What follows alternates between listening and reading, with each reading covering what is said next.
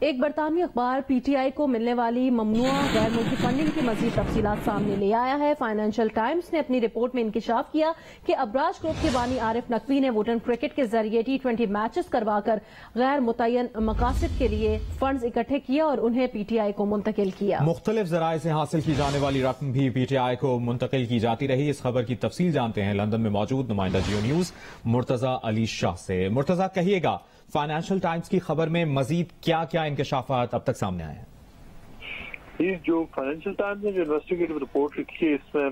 انہوں نے یہ کہا کہ اس سے پہلے پی ٹی آئی کے الیکشن کمیشن آف پاکستان کے سامنے موقف یہ تھا کہ اس نے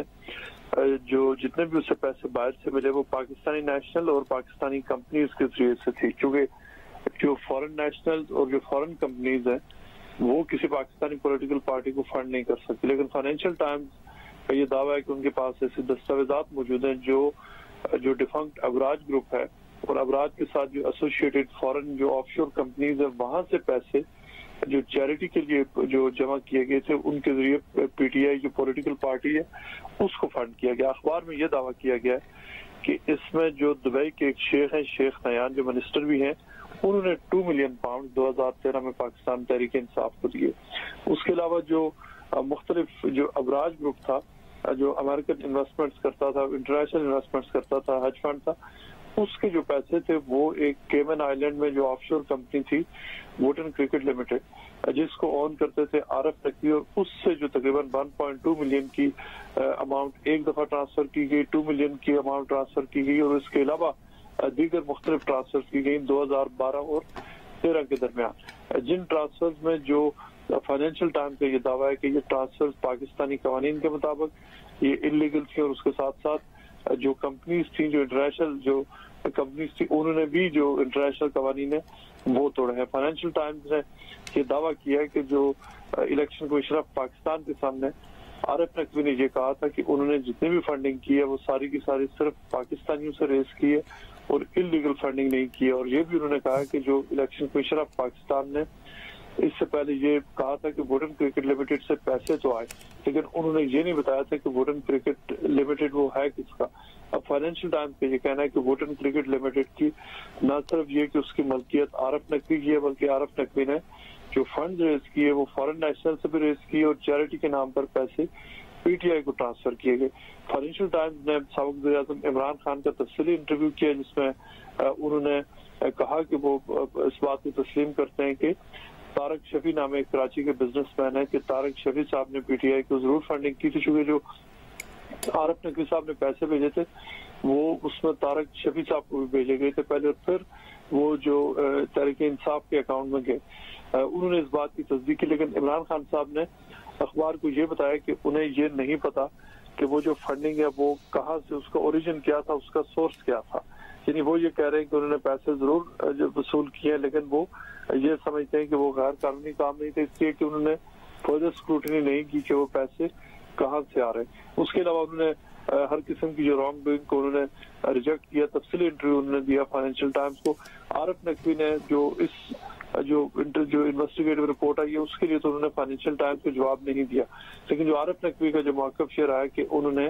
کبھی غلط کام نہیں کیا، اور یہ کہ انہوں نے جو فنڈنگ کی تھی وہ ساری کی ساری انہوں نے جو لیگل مینز اس کے ذریعے کی تھی، اور انہوں نے اس حوالے سے کوئی قانون نہیں توڑا۔ جی اچھا مرتضی علی شاہ، یہ بتائے گا کہ عارف نقوی اس وقت کہاں ہیں؟